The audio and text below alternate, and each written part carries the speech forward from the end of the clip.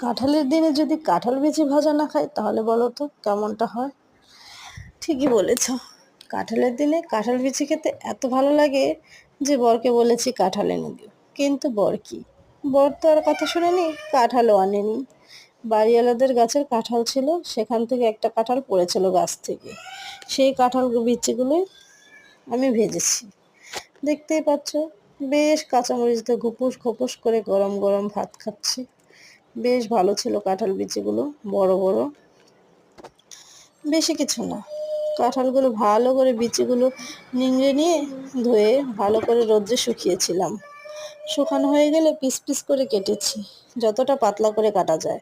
তারপরে হলুদ লবণ মিশিয়ে সেটা সুন্দর করে নাড়ে চেড়ে চুলায় তেল গরম করে ভেজে নিলাম।